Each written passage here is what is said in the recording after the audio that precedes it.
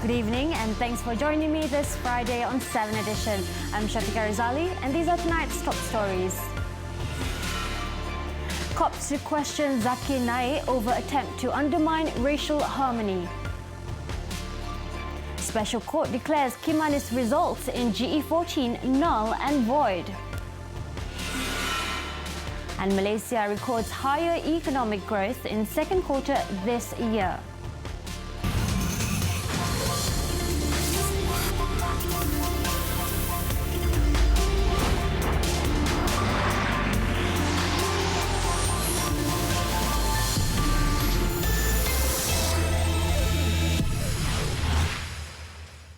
Good evening. Police will be calling in Dr. Zakir Naik to give his statement after making statements in his preaching yesterday that could disrupt the peace of the country. This when he commented on the Chinese and Indian community in his speech in Kelantan, which incited much anger within the country. According to Deputy Inspector General of Police, Datuk Mazlan Mansor, a report has been made and investigations are underway. Berhentikanlah daripada penyebaran-penyebaran perkara-perkara yang boleh memecahkan keharmonian dan keteraman awam. Itu saja.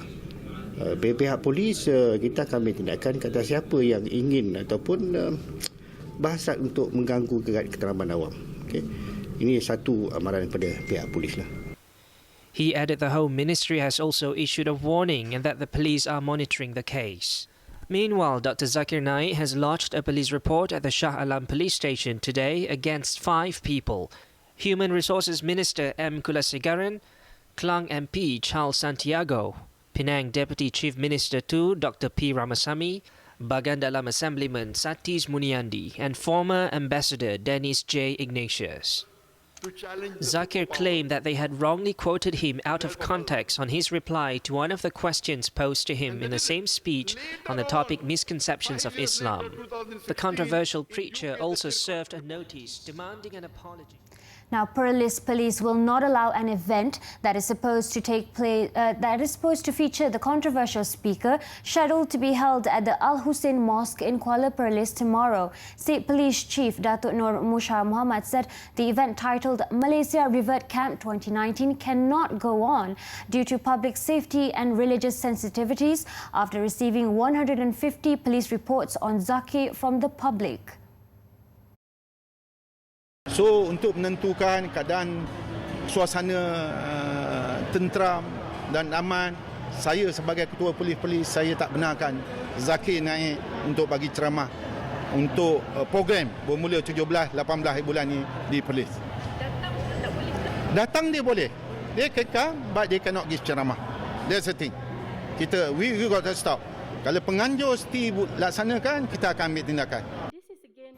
Meanwhile, the organising chairman of the programme, Mohamad Zamri Vinod, when contacted, said the organisers will obey any advice to postpone the talks. The Malaysia Revert Camp 2019 is a 3-day event which kicks off today and was promoted through social media.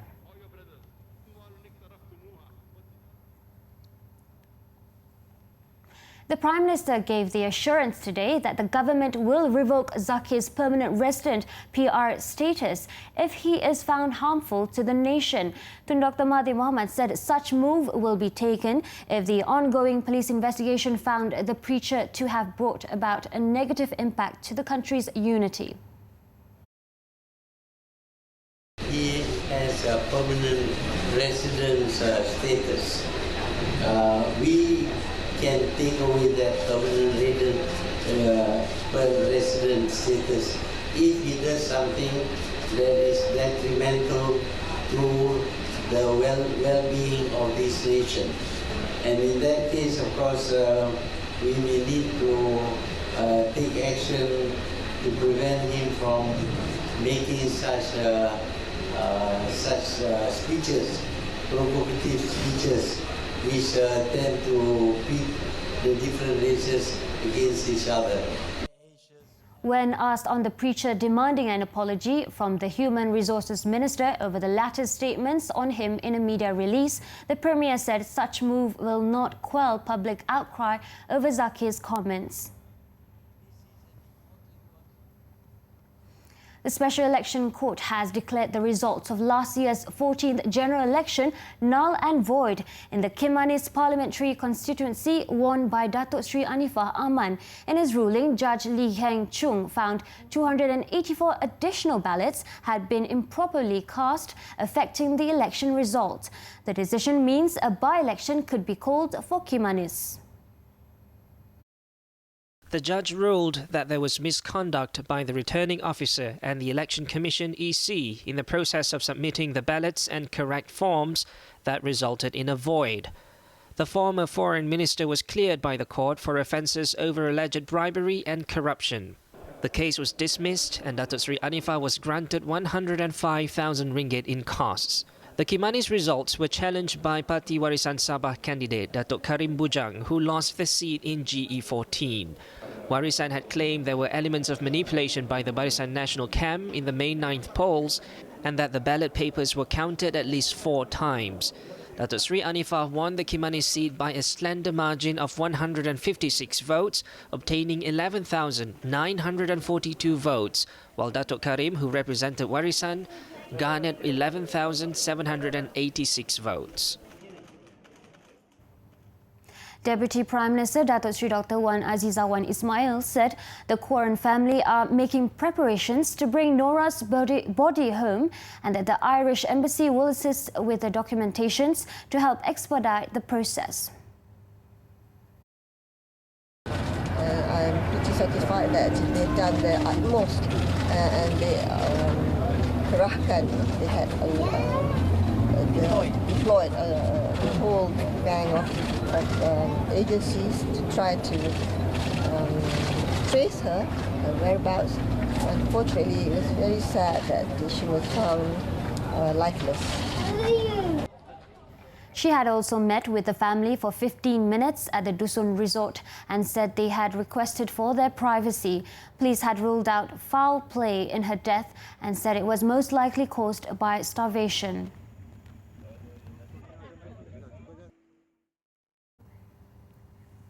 In other news, 19 men believed to be the ringleader and members of gang Umekichi were charged at the Sliding Sessions Court today for their alleged involvement in organised crime activities. All the accused, aged between 18 and 38, arrived at the court complex at 8:45 a.m, escorted by heavily armed Bukit Aman CID personnel.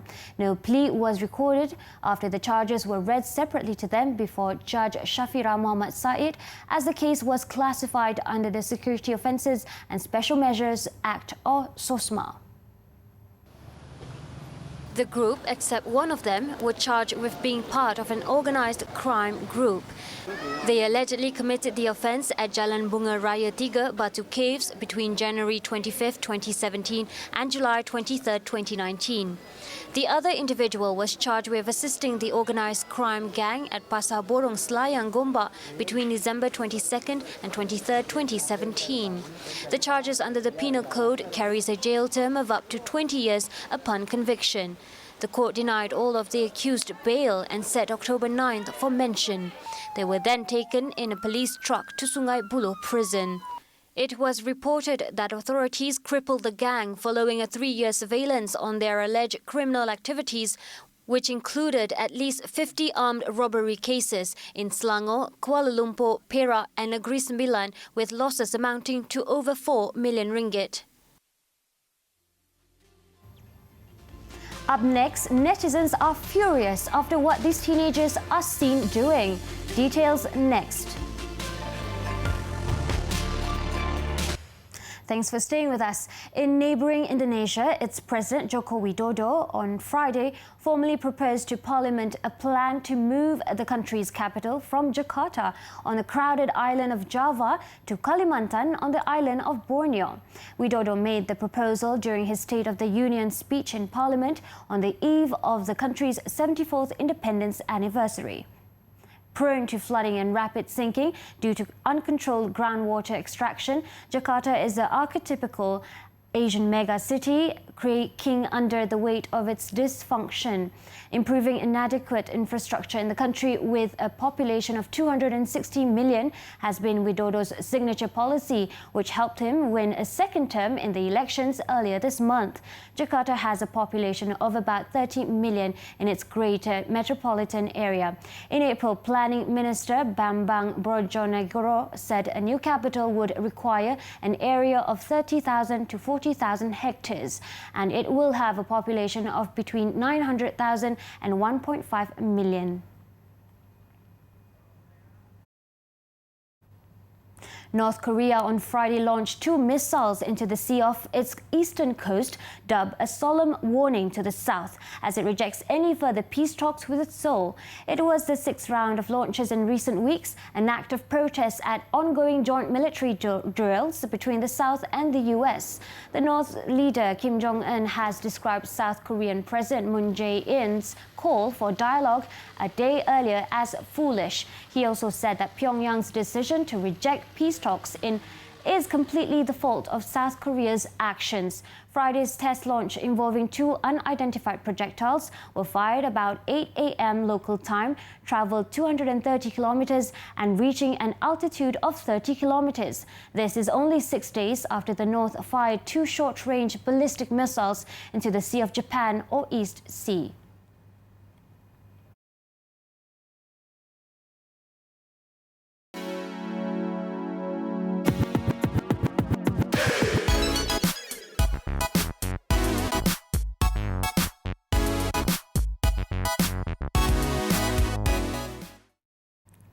It's time for our daily segment Clickbait, where we take a look at what's trending and making rounds in the cyber world today.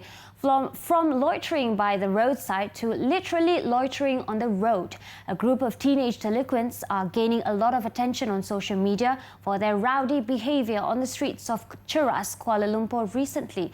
This after several videos went viral showing the youths vandalizing properties, shouting vulgarities, as well as endangering motorists at Jalan Anggrek. Their unruly acts have left netizens hot under the collar, so brace yourself as we show you these visuals.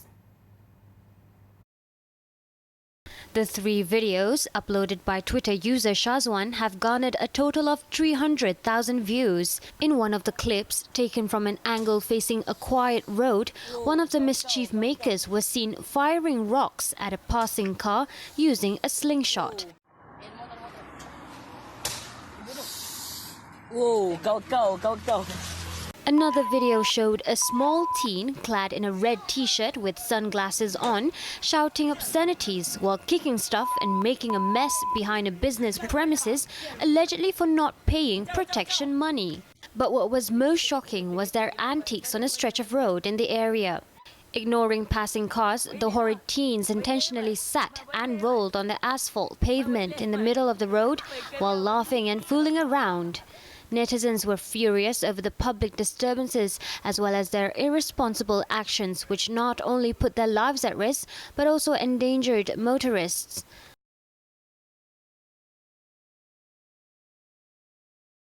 Now, police have taken notice of the viral videos and urge members of the public with any information on the case to come forward and assist a probe. So far, the cops have not received any reports but have deployed more patrol teams to patrol the location. Now updated as of 7 p.m, here are the top trending topics and searches on the internet today.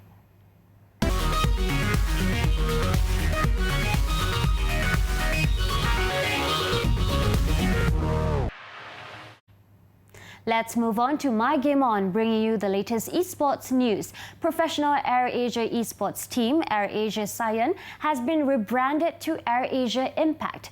This is in line with the restructuring of the new management and players. This includes appointing Alan Fang as the CEO and co-founder of the esports team. Here's Wanizul Islam with the details.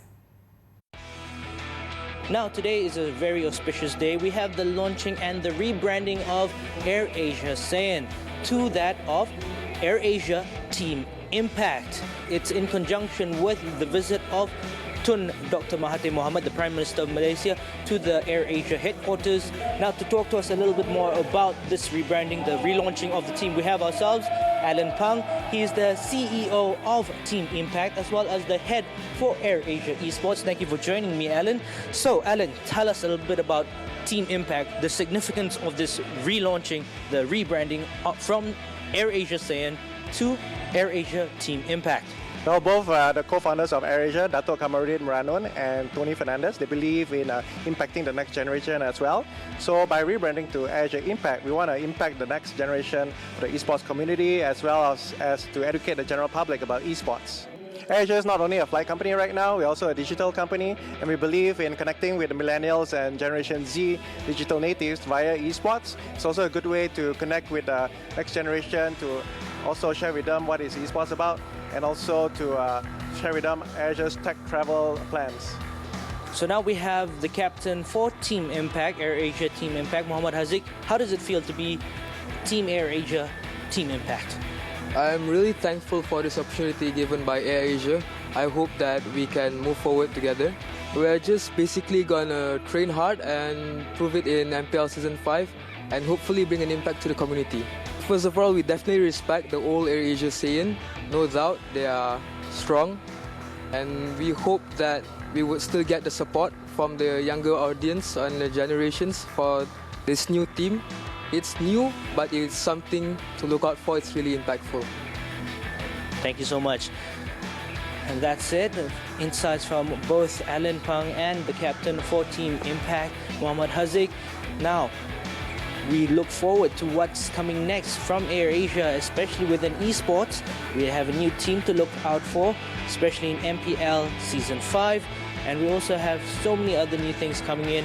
We'll also be taking a look at the AirAsia eSports Zone later, and also taking a look at what else AirAsia will be offering for the public and the generation, especially the youth and millennials. I'm Wanisul Islam reporting for 7Edition. When we return, K-pop girl group Twice descends on KLIA. Stay with us. You're still with us on 7Edition.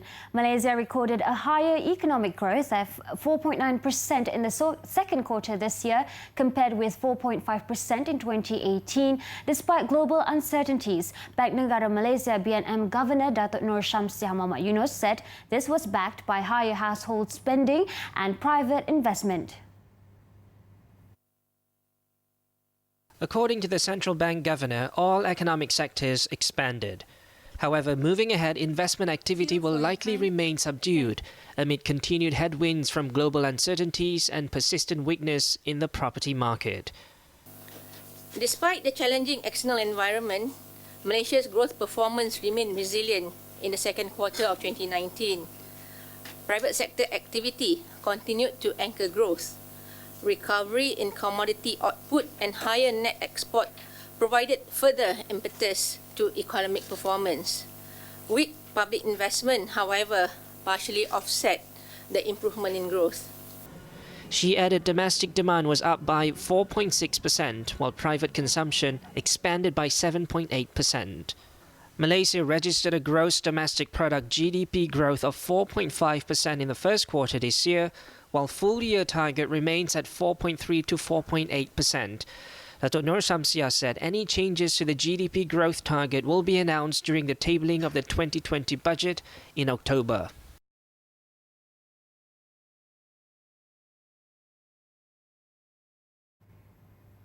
Bursa Malaysia wrapped up the week mixed on the back of a better than expected second quarter GDP growth. The FBM KLCI almost recouped earlier losses as it briefly breached 1,600 points before sliding back to 1,599 points when the market closed. On to stocks to watch. CIMB Group Holdings Berhad recorded a commendable second quarter growth in Indonesia despite post-presidential election hiccups. Going forward, its Indonesian unit, CIMB Niaga, is expected to play a significant role in the group's 5-year growth strategy. Next, Dialog Group Berhad is poised to be a key beneficiary of the soon-to-be completed Pengerang Integrated Complex in Johor. The group will likely be one of the front-runners to grab new job contracts for the complex, which is scheduled to commence operations next year. Last but not least, Maxis Berhad continues to be sidelined by fundamentally better peers despite keeping a focused approach with its capex plans and investments.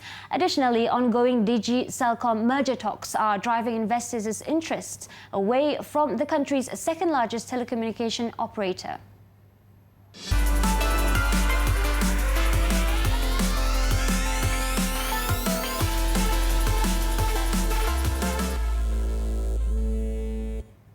Now, as one of the oldest performing arts in the world, magic has always had the ability to baffle, amaze, inspire, and occasionally even scare those who witness it.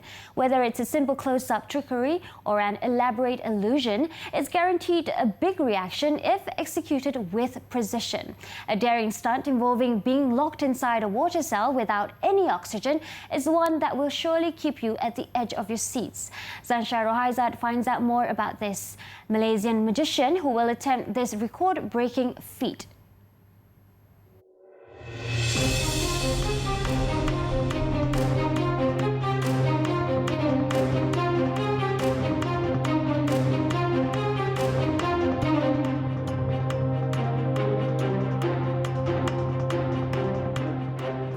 Two handcuffs, 5 padlocks, and only 1.5 minutes to escape. And that is what Vicky will have to face this Saturday. So aquaphobics, look away. Vicky, whose real name is Vigneswaran Alagu, is preparing for his upcoming act called The Water Torture Escape, which will be taking place tomorrow at the Kenanga Wholesale City Star Expo Center, making it the first time this dangerous escape will be attempted before a live audience. Inspired from the Chinese Water Torture Act performed by Houdini in 1912, the father of one decided to take on the challenge himself, only to find out the true meaning behind the name of the act. At the beginning, I don't understand what is the real meaning of water torture. But once I get into it, when I start to do training, so I really feel what's water torture, because when you inside the water, you can't breathe. So you need to hold your breath and you have to open your end cup without the key. So when you have an urge to breathe, so that's really a torture, because you need and you want to breathe, but you can't. Without open the key, without open the lock, so without you escape, you can't breathe. So that's really torture inside the water.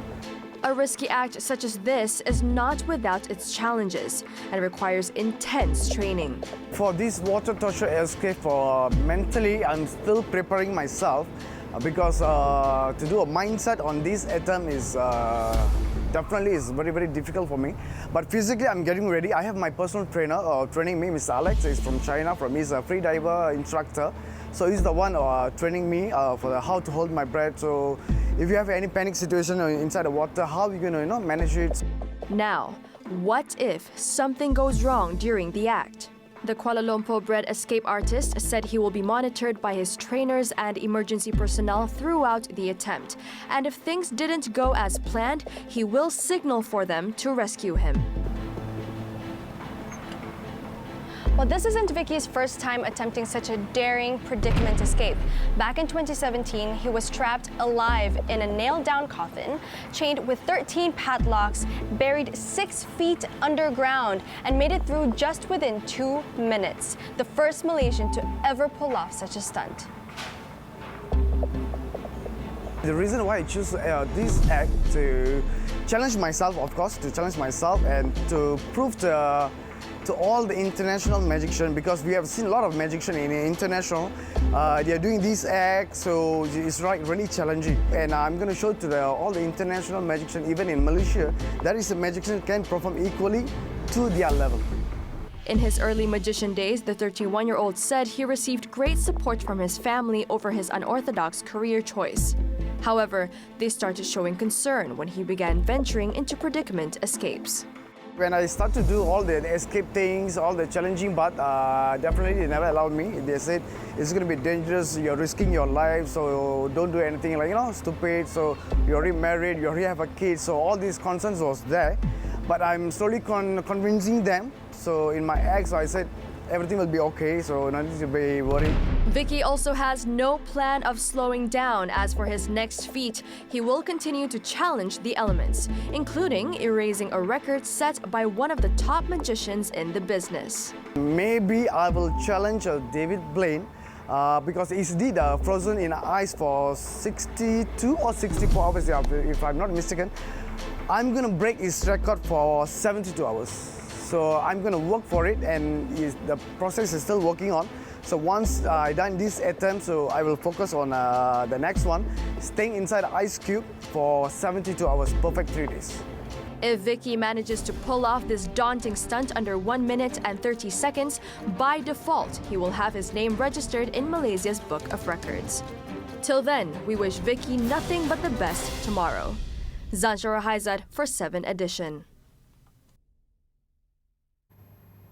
The popular K-pop girl group called TWICE, known for their cute concept, has arrived here in Malaysia for their world tour concert TWICE Lights that will be held at the Axiata Arena, Bukit Jalil tomorrow. Fans from all ages, mainly young male adults, throng the KLIA airport to welcome the girls and to see them up close. Our trainee reporter Nur Fatima Zara Ahmad has the details.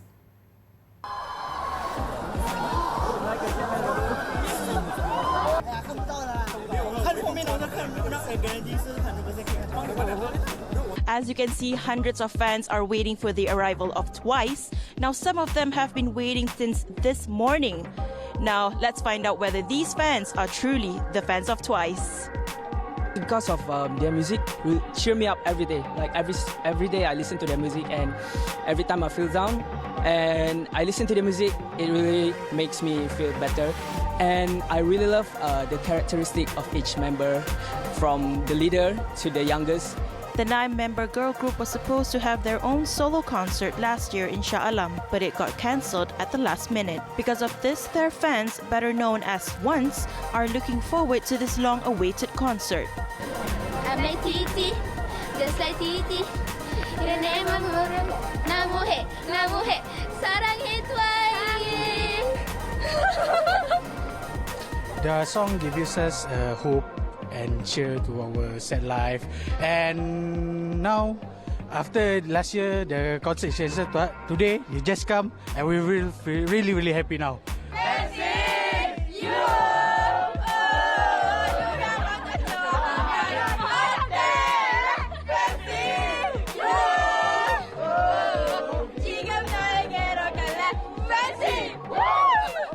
After hours of waiting, the fans finally saw their idols appearing at the airport under heavy security at 4:30 p.m. after arriving on a 6-hour flight from South Korea.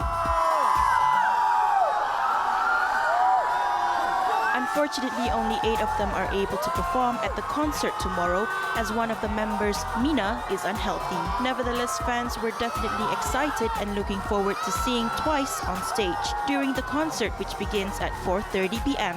Nur Fatima Zara Ahmad reporting for 7Edition. Universal Pictures has unveiled the first trailer for the upcoming romantic comedy Last Christmas, featuring Malaysia-born star Henry Golding and Game of Thrones Emilia Clarke. The movie will also bring Michelle Yeoh together again with Golding following the global success of Crazy Rich Asians, in which they both played lead roles. Last Christmas will hit Malaysian theatres in November, while a first look at the film wraps up tonight's bulletin. I'm Shafiqa Razali. Thanks for tuning in and have an amazing weekend.